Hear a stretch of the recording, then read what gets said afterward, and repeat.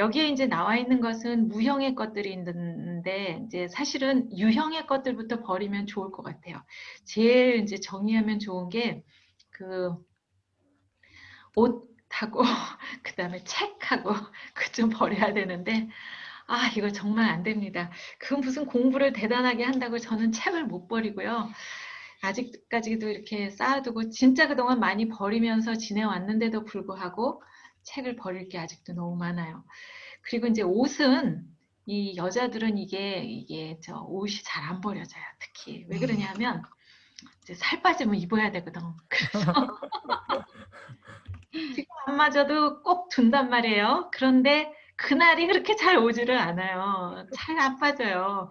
저도 사실 그전에는 진짜 방송에 나올 때는 거의 반쪽이었죠. 호리호리하고 반밖에 안 나왔는데 지금은 물만 먹어도 살찌는 날이거든요. 옛날에 이렇게 됐다가는 진짜 방송에 못 나왔죠. 진짜 이렇게 하고 해야 되는데. 그런 이제 유형의 것들도 버려야 되고, 얼마 전에 들으니까 어떤 그 친구 하나가 시어머니가 돌아가셨는데요. 물건을 너무너무 많이 쌓아놔서 그거 버리느라고 자기가 죽다가 살아났다고 하면서 막 이제 흉을 하는 거예요. 시어머니 흉을 보면서 자기는 절대로 그렇지 않을 거라고 이야기를 하는데 막 얼굴이 뜨거워졌어요. 내가 세상 떠나고 나면 누가 나한테 그렇게 흉을 보면 어떡하나 그런 생각이 들어서 하도 안 버릴 때는 스스로에게 막 협박을 하죠. 너 내일 당장 죽을 거라도 안 버릴 거야. 그 정도로 협박을 하는데도 잘 버려지진 않습니다.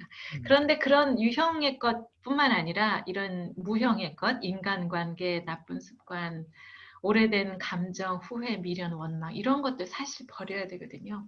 제가 30대 때 어떤 멘토를 삼았던 아주 멋진 여성 CEO가 있으셨어요. 한 60 정도 되셨는데 이제 만나 뵈면 이제 뭐 형식적으로 제가 그러죠.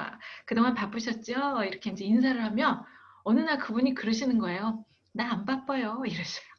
그래서 네? 무슨 말씀이세요? 나 안 바빠. 이제는 내가 좋은 사람, 그리고 내가 나가고 싶은 모임에만 나가도 나한테는 시간이 많잖아. 그래서 이제는 나 그렇게 바쁘지 않게 살아요. 그렇게 얘기를 하시는 거예요.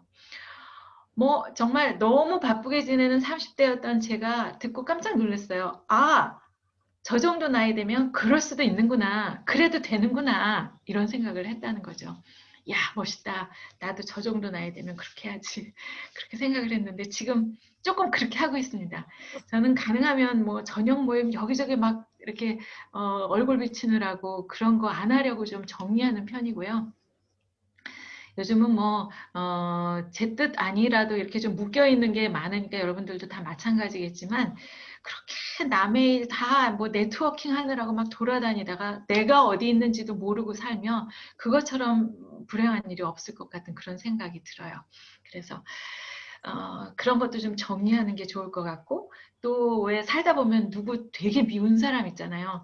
근데 가만히 보면 그 미운 누구를 늘 마음속에다 모시고 사는 거예요. 그분만. 아, 왜 그 많은 사람 중에 하필이면 그 내가 제일 미워하는 그분을 맨날 내 마음속에, 내 머릿속에 모시고 사느냐 말이에요.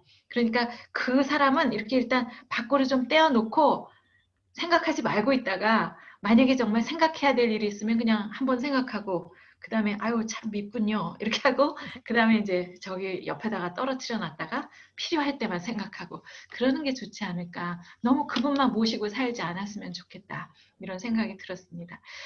그래서 어제를 생각하느라고 오늘 행복하지 못하다면 또 내일을 걱정하느라고 오늘을 즐기지 못하다면 결코 행복하지 못할 것이다 이런 생각이 들었어요. 그래서 이제 여러분들께 차차차 합시다 하는 도전을 드립니다. 이거는 라틴 댄스 차차차가 아니고요. 요 세 글자의 앞 글자를 딴 차차차예요. 그러니까 우리가 뭔가 하고 싶다라고 생각할 때 생각만 하고 있으면 그때는 도전이 아니에요. 뭔가 한 발짝 내딛고 거기에 참여를 하거나 시작을 했을 때 그것이야말로 이제 도전이 된다는 거죠.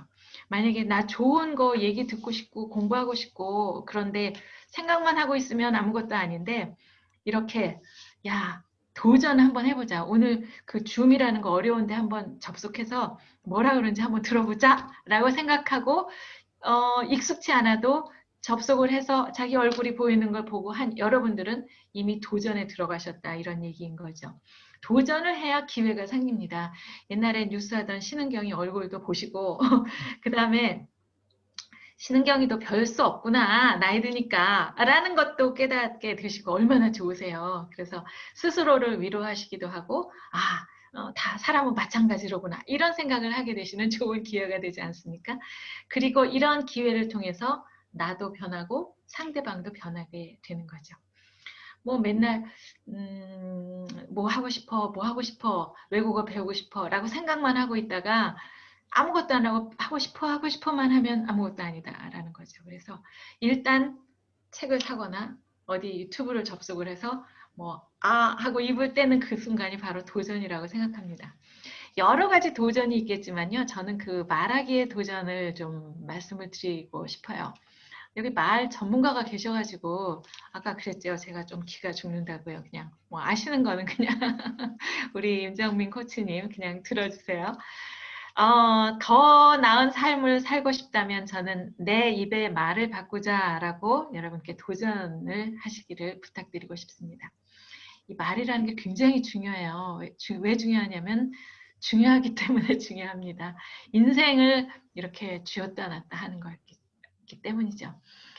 기왕이면은 듣기 좋은 말을 하는 게 좋겠죠. 제가 며칠 전에 이제 그 학교에서 이렇게 어떤 이렇게 빨간 배경이 있는 도서관 배경이 있어서 그날 마침 초록색 옷을 입고 갔어요. 그래서 거기서 사진을 한 장 딸깍 찍고 이제 학생이 그걸 찍어줬거든요. 그래서 그냥 그 SNS에다가 한번 올렸어요. 그냥 크리스마스도 다가오고 빨강 초록이니까 올렸는데 뭐 과하게 칭찬을 해주시고 뭐 반겨주시는 분들이 많았는데 어떤 분 한 분이 정말 모르는 분인데 뭐 많이 늙었군요 이렇게 쓰셨더라고요. 아니 그걸 모르는 사람이 어딨어. 나도 잘 알고 있는데 근데 너무나 알고 있는 거를 또 그렇게 쓰니까 별로 좋지는 않더라고요. 그래서 야 사람의 심정이라는 게 이런 거로구나. 그러니까 뭐 과대하게 칭찬을 할 필요도 없지만 그것이 어떤 때는 사실과 다른 경우가 있으니까 또 그렇다고 또 그걸 그렇게 꼭 말로 찍어서 말할 건 뭐 있어 이런 생각을 했어요. 근데 이거는 그냥 재미로 한 이야기고요. 우리가 교육을 하거나 자녀를 키우거나 또 사회생활을 할 때 듣기 좋은 말을 하는 거 굉장히 중요하다고 합니다. 그 교육학이나 심리학에 보면은 이런 효과가 나와 있어요. 피그말리온 효과, 골렘 효과. 피그말리온 효과는 좋은 얘기를 자꾸자꾸 해주면 정말 그 이야기대로 간다는 거죠. 넌 어쩜 이렇게 잘하니? 아유 정말 훌륭하다. 칭찬해주고 그리고 너 정말 열심히 잘했구나. 훌륭하다. 이렇게 해줬을 때는 그렇게 그 아이가 자라난다 하는 거죠. 옛날에 어떤 조각가가 멋진 여인을 이렇게 조각을 해놓고 저거 해야 된대. 저거 회전 누르면 안 된대. 너무 아름다워서 이제 저런 사람이 저런 그 아름다운 여인이 정말 사람이었으면 내가 사랑에 빠질 텐데 이런 생각을 하면서 늘 아름다워하고 열망하고 이랬더니 글쎄 정말 사람이 돼서 결혼을 하게 됐다 뭐 그런 이야기 신화처럼 내려온 이야기가 바로 이 피그말리온 효과라는 거예요. 그러니까 아이들은 정말 살아있는 그 존재잖아요. 거기다가 좋은 말, 훌륭하다는 말, 칭찬하는 말 이런 거 자꾸 해주면 그렇게 자라난다는 거죠. 그 반대의 경우가 이 골렘 효과라는 겁니다. 나쁜 말 하면 최근에 어떤 엄마가 아이를 이렇게 옆에 놓고 내가 너 때문에 정말 미쳐 죽겠어 이래요. 죄송합니다. 이런 말을 그냥 옮겨서. 근데 너무 불편했어요. 그 얘기를 들을 때. 그래서 기왕이면 물론 이제 야단치고 그러고 싶을 때도 있겠죠. 그런데 어떻게 그렇게 그런 단어를 쓸까? 그런데 얼마 지나지 않아서 정말 그 아이 때문에 그 엄마가 입에 담았던 그 말과 같은 상황이 또 벌어지는 일이 있었어요. 그래서 그 아이 자체도 그렇지만 그 말을 하는 사람에게도 그런 말은 정말 입에 담으면 안 되겠구나 이런 생각이 들었습니다. 그러면 말을 잘하고 싶은데 어떻게 하면 되느냐? 첫 번째는 저는 경청력을 말씀드리고 싶습니다. 경청이면 경청이지 왜 여기다 힘력자를 넣었을까? 이게 경청도요, 실력이에요. 능력이에요. 그래서 여기다 힘력자를 넣어서 경청력이라고 붙였습니다. 상대방의 말은 무엇으로 듣죠? 네, 귀로 들어요. 여러분 얼굴이 다 보여야 되는데 귀로 듣고요. 그 다음에 또 뭘로 들어요? 귀로도 듣고 그 다음에 이제 마음. 마음으로 들어요. 마음으로 들어야 상대방을 이해하고 소통을 할 수 있게 된다 이런 이야기입니다.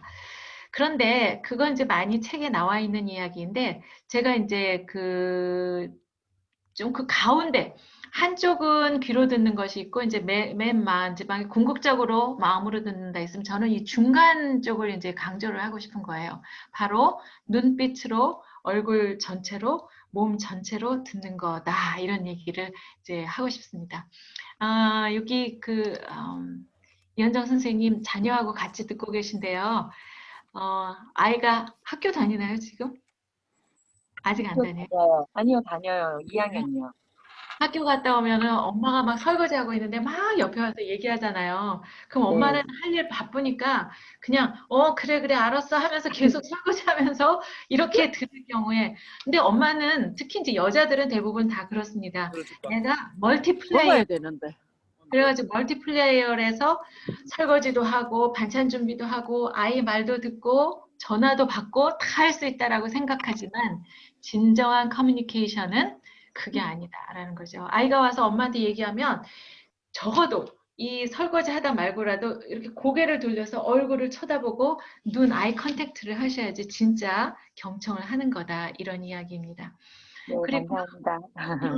빨간 고무장갑 끼고 있다가 이렇게 이제 설거지 하다가 남편이 부르시잖아요. 그러면은 공중에다 대답하시지 마세요.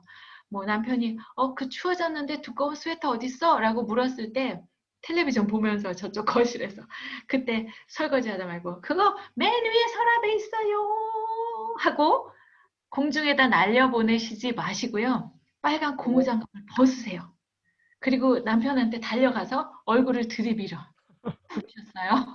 그리고 받으려고요. 네, 꼭 그러겠습니다. 네, 아니 우리 현장 선생님만 그러신 게 아니라 지금 이제 얼굴을 보니까 여기 특히 이제 남자분들이 아주 흐뭇한 얼굴을 지금 짓고 계신데요. 아, 오늘 같은 이런 강의는 내외가 같이 들어야 뭐야, 되는데, 눌리 모여야 되는데. 네, 왜 그렇게 반가워하시나요? 그런데 이제 한국 남자들은 이제 안 하던 일을 우리가 이제 여자들이 하잖아요. 그러면 또 그러세요. 뭐 잘못 먹었냐? 이렇게 얘기를 하시기도 합니다만 그럴 때 기죽지 마시고 한 번, 두 번, 세 번만 하시면 이제 나중에 굉장히 좋아하세요. 뭐라고 이제 얘기하지 않으시고 그래서 이렇게 눈빛으로 얼굴 전체로 몸 전체로 방에 이렇게 뭐를 일하고 있다가 누가 들어오면 이렇게 딱 돌려서 그 사람을 쳐다보세요. 그냥 왔어 이러면서 일하지 마시고요. 그게 굉장히 중요한 것이다 하는 말씀 드리고 싶습니다. 그리고 나서 그럼 입을 벌려서 말을 해야 되는데 어떤 말을 하면 되고 어떤 말을 하지 말아야 될까? 간단히 몇 가지만 써봤습니다. 하면 안 되는 말들, 불평, 불만, 비난, 비판, 부정적인 말, 자기 비하, 전부 다 비읍자가 들어가서 어떤 분은 이거는 바보 같은 말들이라고 그러셨어요. 불평, 불만. 나 별로, 나는 그런 말 안 해. 라고 생각하시는 분도 계실지 모르겠어요. 그런데 놀랍게도 우리가 하루에 하는 말 중에 한 7, 80% 정도는 불평, 불만, 비난, 비판, 부정적인 말들이라는 거죠. 뭐, 이 지긋지긋한 코로나 언제 끝나? 미워! 뭐 이런 말들. 그것조차도 이 부정적인 말 속에 들어갑니다. 뭐 어떡하겠어요. 지금 당장 뭐 미워라고 하루 종일 우리가 그런들 코로나가 뭐 물려납니까? 우리가 해야 될 일, 손 열심히 씻고 방역하고 마스크 잘 쓰고 여러 사람 모이지 않는 거 노력해 주는 거. 그게 우리가 할 일인데 입으로만 계속 하는 거예요. 부정적인 말. 자기 비하도 많이 하죠. 예를 들면 요즘에 왜 우리가 흑수저, 금수저 이런 이야기 하는데 여러분 저는 무슨 수저 같아요? 네. 뭐 막 나옵니다. 금수저. 네, 금수저, 금수저, 다이아 수저, 다이아몬드요. 다이아몬드 수저. 네, 저는요, 흙 묻은 금수저예요. 흙 묻은 금수저. 그런 거 못 들어보셨죠? 살다가 흙을 참 많이 묻혔어요. 제가 이남이녀의 맞인데 중학교 2학년 때 아버지가 갑자기 출근하시다가 심근경색으로 돌아가셨거든요. 그래서 우리 어머니가 이제 저를 비롯해서 막내 7살까지 이남이녀를 정말 열심히 애쓰고 키워주셨고, 그것이 저는 아버지가 일찍 돌아가신 게 이제 뭐 슬프다 이거보다는 약간 분노 같은 게 있었어요. 왜 나한테만 이런 일이 생기나. 그러면서 이제 우리 엄마한테 잘해드리고 싶어서 공부 열심히 해서 좋은 학교 들어가면 엄마가 기뻐하실 것 같다. 이렇게 생각했는데 또 대학도 2차 대학을 들어갔어요. 그리고 이제 그 열등감 가운데서 뭐 대학 공부도 제대로 안 했고 나중에 방송이 하고 싶다 이런 생각으로 대학교 4학년 때 이제 지원을 했죠. 근데 그 M본부라는 데 이제 한번 지원을 했는데 이런 거 얘기하면 안 되는데 여러분 여기서만 극비상으로 이제 해주시면 좋겠어요. 거기 글쎄 그 한 1분인가 30초인가 이렇게 원고를 딱 읽는 게 이제 1차 카메라 테스트였거든요. 그런데 글쎄 1차에서 떨어진 거예요. 그래가지고 그냥 막 팔을 걷어붙이고 제가 거기 이제 찾아가려고 그땐 광화문에 거기 회사가 있어서 가다가 딱 어떤 생각이 들었냐면 그래 떨어뜨릴만 해서 떨어뜨렸다라고 말하면 어떡하지 이런 생각이 들어가지고 그래 뭔가 부족했겠다. 그리고 그냥 그런 생각을 하면서 유턴을 해가지고 다시 집으로 돌아왔습니다. 그래서 그 다음에 TBC라는 데 시험을 봤어요. 지금 JTBC 전신인데 그때 여러분 혹시 기억하시는 분이 계실지 모르겠는데 우리 동시대인들은 잘 아실 거예요. 80년 12월 그러니까 11월 30일 날 그때 무슨 일이 있었냐면 방송 통폐합이라는 일이 있었어요. 그러니까 뭐 여기서 우후죽순 막 여러 가지 그 언론사들이 나오면 정신이 없을 뿐만 아니라 통제도 안 되고 그러니까 이제 정리를 좀 한 거죠. 그래서 그냥 허가만 받으면 이제 방송국이니 신문사니 했던 그런 거를 이제 그러니까 신고만 하면 됐던 거를 이제 허가를 받게 하고 그 다음에 그 KBS라는 우산 밑에 뭐 동아방송, CBS 막 이런 여러 개가 다 이렇게 다 들어왔어요. 한 지붕 밑에 그런 일이 있으니까 TBC는 또 이제 신입사원을 뽑을 수가 없잖아요. 이제 회사가 문을 닫으니까. 그때 정말 생각하면 그 11월 마지막 날 막 전부 다 나와서 막 울고 막 사람들이 그랬어요. 그 문 닫는다고 여러분 안녕히 계세요. 막 이러면서 그때 그 눈물 흘리면서 노래했던 가수는 그 다음에 한동안 노래를 못했어요. 왜 울었냐 그래가지고. 그리고 그 다음날 12월 1일 날 KBS에서 그 새로운 얼굴들 막 TBC 사람 하나, KBS 아나운서 하나 이래갖고 여러분 안녕하세요. 이제 저희들의 새로운 모습을 보여드리겠습니다. 막 이러면서 방송을 하는 거예요. 저희는 그냥 막 가슴이 찢어지는 것 같았죠. 그래서 그 이후에 뭐 한 5개월 정도를 저는 아무 일도 할 수 없이 이제 정말 기다리기만 한 거죠. 그러다가 81년 5월에 KBS에서 이제 신입사원을 뽑고 드디어 KBS 8기로 이제 KBS 아나운서가 된 것입니다. 지금 생각해 보면 제가 가야 할 곳이 한 군데가 있었는데 여러 군데를 두들겨 봐야 안 됐었기 때문에 그런 것이 아닌가 이런 생각이 들고 저를 떨어뜨렸던 M본부는 땅을 치고 후회를 했다는 얘기가 있어요. 확인할 수는 없어요. 그런데 왜 안 그렇겠어요? 저쪽에 누가 나타났는데 그때 우리 시험 봤던 사람이다라고 누가 말했다면 아마 나 같아도 그랬을 것 같은 생각이 들어요. 뭐 어쨌거나 뭐 이렇게 제가 우스개 반 이렇게 해서 말씀을 드렸습니다만은 이런 막 저 삶에 흙을 묻히고 힘들었던 일이 사실 많았어요. 그 이후에도 많고 많았는데 흙은 좀 묻혀도 돼요. 저는 제가 금수저라고 생각하기 때문이죠. 왜 금수저냐? 우리 집 부자여서 그런 것이 아니라 제가 이 세상에 태어났을 때 우리 엄마 아버지가 얼마나 귀한 자녀를 받아들고 기뻐하셨을까. 이걸 생각해 보면 저는 충분히 금수저인 거예요. 여러분 가난한 집에 태어난 아이는 요만큼 기쁘고 부자 집에 있는 아이는 이만큼 기쁘냐? 아니에요. 모든 아이는 그 태어나는 그 순간 그 부모에게 가장 소중한 보물입니다. 금수저로 태어나는 거죠. 뭐 살다가 여러 가지 일어나죠. 뭐 부모님 사업이 망하기도 하고, 한쪽 부모님이 돌아가시기도 하고, 헤어지시기도 하고, 병이 나기도 하고, 학교 떨어지기도 하고, 여러 가지 일이 일어나서 흙을 묻힐 수는 있어요. 그러나 뭐 흙 좀 묻히면 어때요? 털면 되잖아요.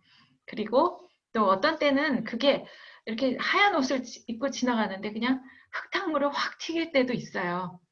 그런데 그거는 진짜 털어도 잘 안 지워지고 그, 그 흔적이 남는 경우도 사실 있습니다. 그런데 괜찮은 것 같아요. 좀 그러면 어때요? 이렇게 너무 그렇게 나 혼자만 이렇게 막 하얀 걸로 살려고 그랬는데 못 살았다고 꿀탕하고 살 필요도 없는 것 같다는 그런 생각이 들어요. 뭐 그런 거죠, 뭐 사는 게. 그래서 젊은이들한테 또 특히 이제 자녀들한테요. 절대로 흙수저 이러한 거 얘기하지 않기. 우리는 모두 다 뭘로 태어나요? 금수저. 금수저로 태어난다.